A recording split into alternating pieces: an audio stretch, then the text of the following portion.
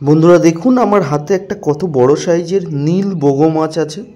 এই মাছটাকে অনেকে বকঠুটো নীল বগো বলে। মাছের কালারটা দেখুন কেমন নীল একটা কালার। এটা অনেকেই আপনারা নদীর বগো মাছ খেয়েছেন, এটা হলো সামুদ্রিক বগো মাছ। এই বগো মাছের কালারটা একটু নীল হয় এবং গায়ের একটা আঁশ আছে। প্রথমে আমি আঁশটা একটু ছাড়িয়ে নেব। আঁশের কালারটা দেখুন, আঁশের কালারটা পর্যন্ত নীল। লাইফের ফার্স্ট টাইম এই মাছটা রান্না করব আজকে। এই মাছটা আমি এর আগে কোনো দিনই রান্না করিনি বা খাইনি। এর স্বাদটা কেমন, প্রথমেই মাছটা আমি একটু কেটে নিচ্ছি।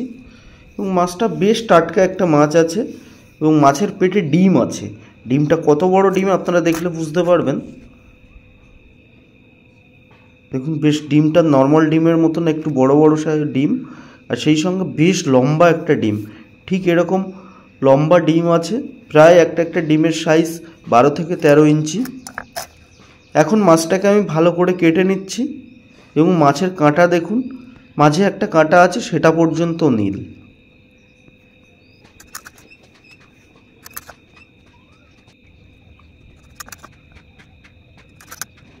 একটা মাছের থেকে কতগুলো ডিম এবং কতগুলো মাছ হয়েছে দেখুন। বেশ বড় সাইজের এই মাছটা আছে।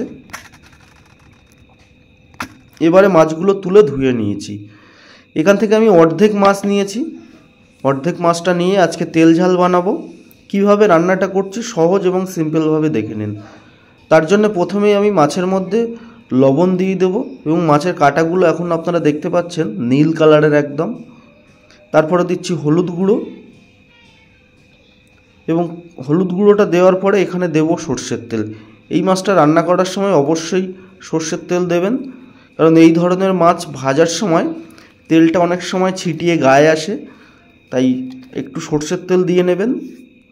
এখন কড়া গরম করে নিয়ে সর্ষের তেল দিয়ে ওপর থেকে একটু দিচ্ছি লবণ। লবণটা দিলে কি হয়, অনেক সময় কড়াতে মাছ ভাজার সময় জড়িয়ে যায়। লবণ দিয়ে মাছ ভাজবেন তেলের মধ্যে, দেখবেন একদমই জড়িয়ে যাবে না। তারপরে মাছগুলো ভেজে নেব এখন আমি।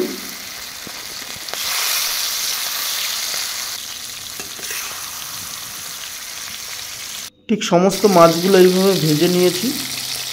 এখন মাছগুলো আমি তুলে নেব।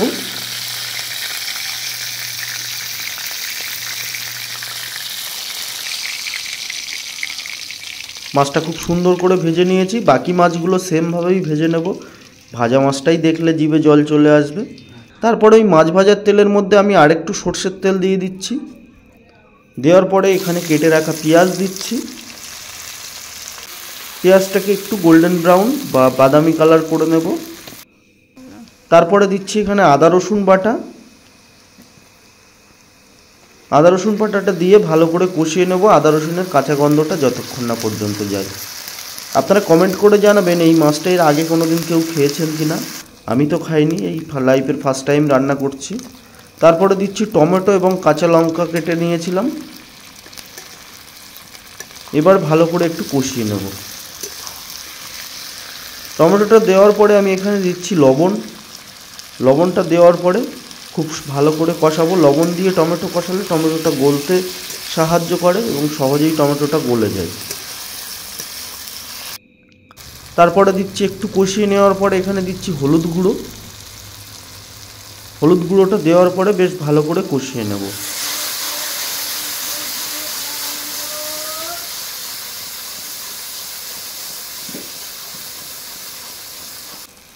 টমেটোটা এখানে 40% মতো বাকি আছে গলতে।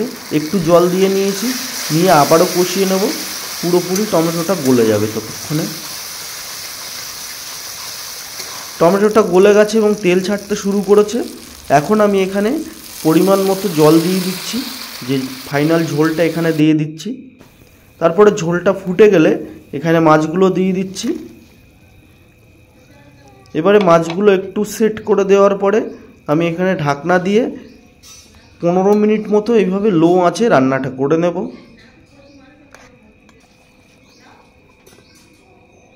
ঠিক 15 মিনিট বাদ ঢাকনাটা খুলছি। দেখুন রান্নাটা অবশ্যই লো আঁচে করতে হবে, একদম হাই আঁচে না, তাহলে মাছের স্বাদটা প্রপারলি ঝোলের মধ্যে যাবে না। দেখুন রান্নাটা আমার কমপ্লিট হয়ে গেছে। এবারে ওপর থেকে এখানে আমি দেব ভাজা জিরে এবং মরিচের গুঁড়ো। প্রথমে এই মশলাটা ইউজ করিনি, শেষে একটু ভাজা জিরে এবং মরিচের গুঁড়ো দিলে তাতে স্বাদটা অনেকটাই সুন্দর হয় এবং ফ্লেভারটা একটা দারুণ সুন্দর ফ্লেভার আসে। যদি ভিডিওটা দেখার পরে আপনাদের একটুও ভালো লেগে থাকে তাহলে একটা লাইক করে যাবেন। যারা আমার চ্যানেলে নতুন একটু চ্যানেলটাকে সাবস্ক্রাইব করে দেবেন। ধন্যবাদ শেষ পর্যন্ত ভিডিওটা দেখার জন্যে।